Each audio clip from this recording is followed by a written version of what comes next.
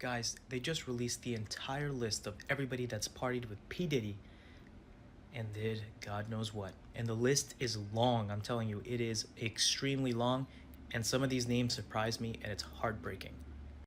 Serena Williams, David Beckham, Victoria Beckham, Will Smith, Jada Pinkett Smith, Chris Brown, Megan Thee Stallion, Cardi B, Kris Jenner, Lupita Nyong'o, Sean Penn, wow, Tyrese Gibson, Zendaya, Big Sean, Michael B. Jordan, Future, Adele, Steve Harvey, Tiana Taylor, Floyd Mayweather, Dr. Dre, LL Cool J, Swiss Beats, Lala Anthony, Blake Lively, Ryan Reynolds.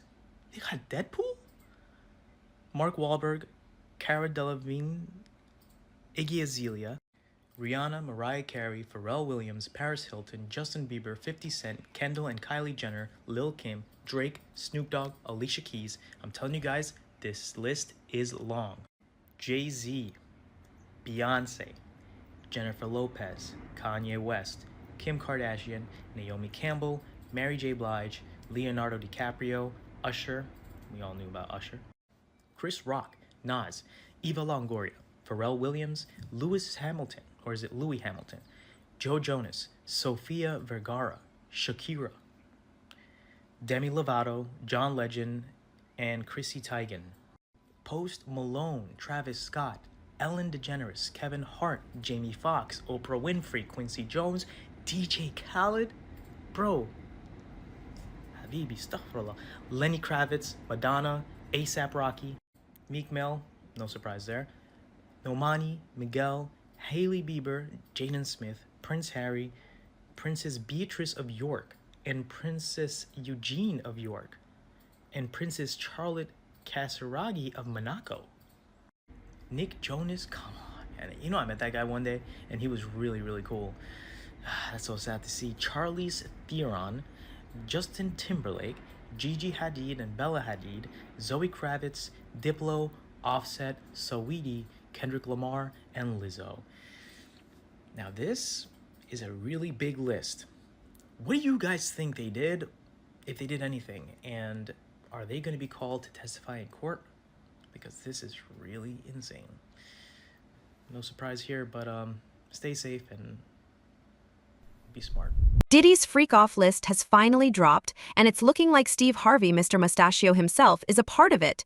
Our Jen is with me now to talk about another story making headlines today. Yeah, so this one is actually sparked by these pictures. That's 49-year-old P. Diddy with his hand on his girlfriend's belly. Now that is 22-year-old Lori Harvey. They're in Cabo. She's, of course, talk show host Steve Harvey's stepdaughter. People are talking about maybe she could be pregnant. You know, he's rubbing her belly a little bit, but... She's put up some Instagrams, I think, that show some clues. Sushi, right? Sushi, a bad thing for pregnancy. It could go either way. But then also she posted this picture of green juice, which, you know, why would you want a flatter tummy if you really can't avoid it because you're carrying a child? Ooh, this is conflicting evidence. Okay.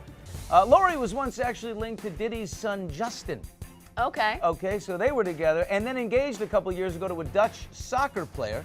She told Carissa Thompson about how he popped the question. We were in Malibu. I remember the time. It was 11:30. I thought it was a joke, and then he went in his pocket, and I just started shaking. They split up later on that year. Lori and Sean were actually spotted with her dad, Steve, on a boat in Italy earlier on this summer. That's all. Well, then that's it. He's given the blessing. They're together. Gave it's his a beautiful approval. thing, right? Steve once gave us a little dating advice. This is what I told this boy who came to take my daughter out. I said, listen to me, son. Whatever you do to her, I'm gonna do to you. Now go and have a nice time. That's graphic. Many dads have used that line before. Thank you for watching. If you want more extra, hit the subscribe button and the bell so you'll never miss a video. The creepy man has literally pimped out his own daughter to P. Diddy while she was underage, and then he was over 50. Then you asked it, why you not a movie star? I didn't want to be a movie star. This the same Negro that hated on Bernie with this same thing. I didn't want to be a movie star. No, you couldn't be a movie star. There are 30,000 new scripts in Hollywood every year. Not one of them asks for a country bumpkin black dude that can't talk good Oba-Kaby and look like Mr. Potato Head. There ain't none. You would have to have range. I played a lot of characters, 60 movie roles. I'm not playing Cat Williams in there. I don't know, Cat. We might not let you drink anymore the way I mean, we ain't even got... I'm not... You mean to tell me if Steve Harvey, your favorite comedian, you mean you've been waiting for him to do stand-up for 15 years now? He stopped stand-up because he got in a comedy battle called the Championship of Stand-Up Comedy with one Cat Williams in Detroit in front of 10,000 people and lost because Cat Williams said he was actually bald and that was a wig. As much as I'm proving it, you proving it. You proving it. Yeah, that wasn't the thing. It wasn't... People say that. He lost $50 million. No, that's not even close to what happened to this dude. And until you understand what happened to the dude, you don't understand what happened. Like, no, not they offered him $50 million and he turned it down. Who gonna turn down $50 million? Now, I've had to turn down $50 million 4 times. 4 times. Just to protect my integrity and that virgin hole I was telling you about. Right. Because P. Diddy be wanting to party. And you gotta tell him no. You got to tell him no. I did. I did. See, I got the receipts for everything.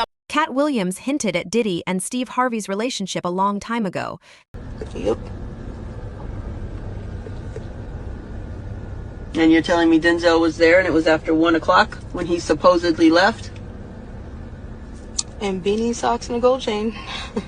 So you're telling me Denzel Washington was butt naked, he had a beanie on, socks on, and a gold chain, and that's it. In front of children. Funny. Because he sure portrays himself to be holier than thou. Well, so a lot of them do.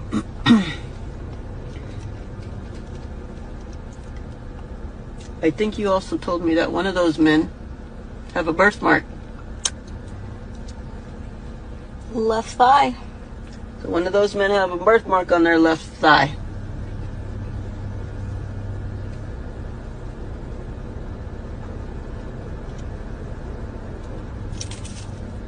Yep.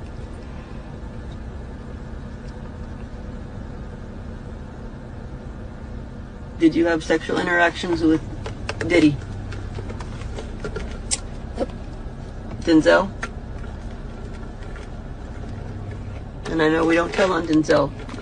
You might not tell on Denzel, but your mama gonna tell on every fucking body. I ain't keeping no secrets.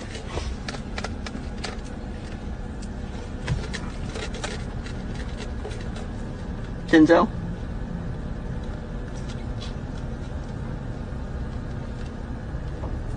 Yep.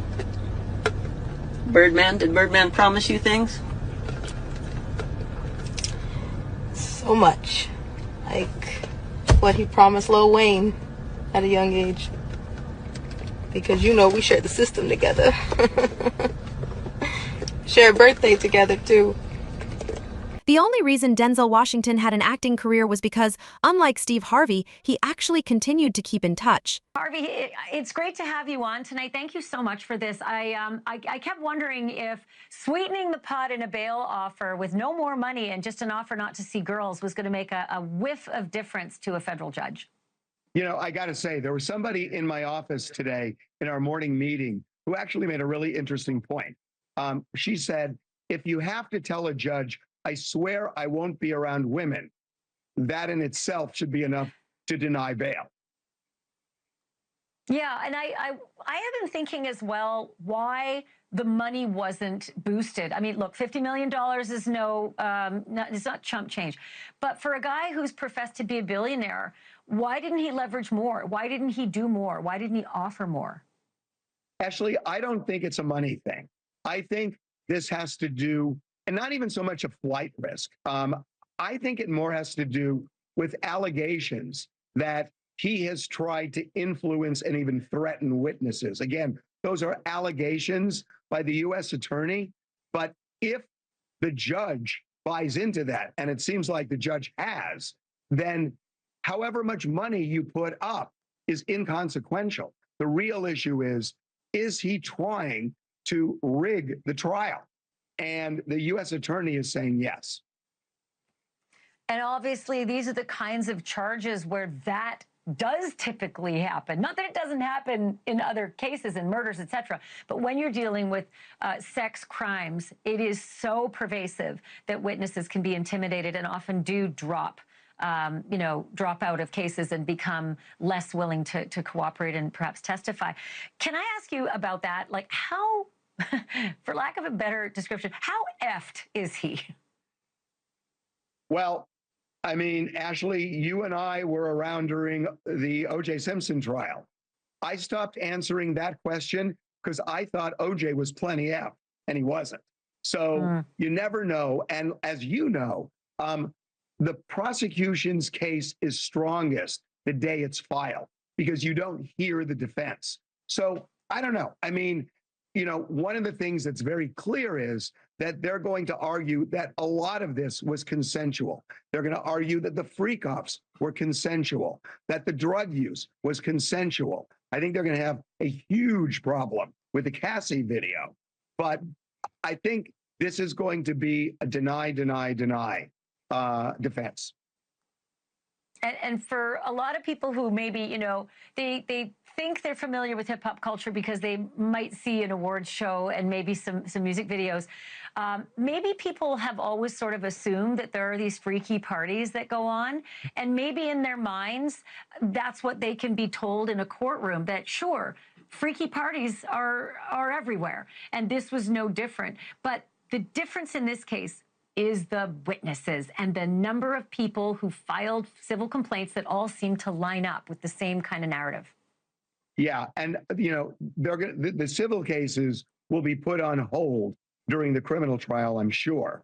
But these witnesses can definitely go to court. There is no doubt in my mind that the main star witness for the prosecution is Cassie, his ex-girlfriend, who he beat horribly at the Century Plaza Hotel in 2016. But there were going to be a lot of other women as well, and men. And I think the volume is going to be very difficult for him to overcome. So let's talk about that. I'm curious about the people who are around him, the closest to him, those executives, those security team members, those minions, the people, the housekeepers that were listed in the indictment, unnamed, who I think right now are shaking in their boots if they haven't already been paraded in and out of the U.S. Attorney's Office. How many of those people do you think are so loyal to Diddy they might go down with the ship? And how many of them do you think are singing like canaries? Well, I mean, look, we have seen how many cases where somebody is on the line and they flip. And that's what the U.S. attorney is going to do. I have no doubt about that there are people who have got to be nervous right now. Remember, I mean, they say that this was like a mafia organization that operated for 18 years. Diddy was the sun around which 1,000 celebrities circle, and big celebrities. So I don't think it's just housekeepers and security guards. Who else attended these parties? And I think that may be a reason why Hollywood has been so silent, that they often speak out. I mean, with Harvey Weinstein, everybody talked. Thanks for watching. Go to joinnn.com to find News Nation on your screen. And don't forget to click the red subscribe button below to get more of News Nation's fact-driven, unbiased coverage. Just because Denzel told you to leave a party before the devil shows up doesn't mean that he was leaving with you. Now, the weird thing is, even though it's all beyond problematic, Diddy might get away with it because he can blackmail Harvey and his daughter into saying that it was all consensual. You know, I think part of why Kamala's getting so much support is that if Trump wins, that Epstein client list is going to become public. Yes. And some of those billionaires behind Kamala are terrified of that outcome. Yeah. Do you think Reid Hoffman's uncomfortable? Yes. Yeah. And Gates. And Gates. Yeah. And I only ask that because you just look at them and you're like, that's a nervous person right there. I don't know. I mean, I assume you know them. Yeah. Yes. Reid Hoffman was my vice president of business development at PayPal. Yeah. 24 years ago. Does he seem nervous to you? Yeah, I mean, he's terrified of a Trump victory. Because of the disclosure that would follow? I think, yeah, I mean, I think he's certainly ideologically not aligned with Trump anyway, but I think he is concerned about the Epstein situation. Like something might actually, the DOJ might actually move forward. There are a lot of videos, apparently. Those rooms on the island, and I think out in New Mexico, were wired for video. Right. And where's the video? I mean, between Diddy and Epstein, it's good. There's probably several thousand hours of footage here. Yeah. Yeah. It's kind of weird that the people on those videos are lecturing the rest of us about our moral failings, isn't it? Yeah, it's weird. What is that? Well, I mean, part of how they deflect attention from themselves is by, criticizing the morals of others. Yes. So it's sort of like a preemptive moral strike. Yes. I mean, as I said, I think those who are saying Trump is a threat to democracy are themselves actually the threat to democracy. It feels like we're getting to a place where the rest of us know too much. Is this, do you know what I mean? I mean, it's easier to live in a society where you don't really know what the people in charge are doing or why they're doing it. But now, thanks, I would say, largely to X. Yeah. I think that's fair to say that. Yeah. We do know a lot. Not everything, but we know a lot. And I wonder, where does that, like, what happens next now that we know all this? The kidnapper's shown us his face. Like, what happens? Well, I think if Trump wins, we can do some house cleaning. And now, unfortunately, because of Diddy, he's got some politicians lined up to protect his interests. My focus right now is Sean Combs. Okay. Tell us why. Tell us why. Because he's a sex trafficker. And he's using music and entertainment to sex traffic. Now, is this just boys, girls, adults, kids? I mean, from what I've heard, from sources that I would consider reliable, it really doesn't matter. Wow. I don't think sexuality is something that has anything to do with gender at this point for Sean. I honestly think he's just an extreme narcissist who loves power. He loves the ability to manipulate and control people. Why? Most likely because he was victimized by his mentor, who loved to control people. And his mentor was Andre Harrell. Tell us how who was mentored by Clive Davis. Oh God! Don't tell me that Andre Harrell got touched by Clive Davis too.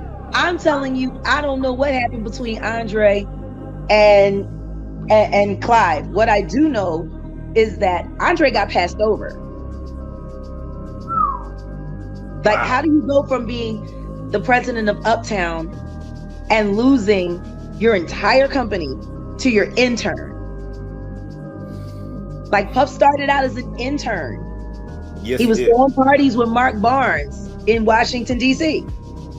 And then he became an intern at Uptown, and he was very, proactive. And if there's one thing that Sean knows, the only reason he got away with it for so long was because of powerful people. On September 25, 2020, Jaguar Wright claimed that he was involved in all this trafficking and that he acquired the practice from Clive Davis, who she also accused of being a pedophile and a Satanist who hosts gay rituals.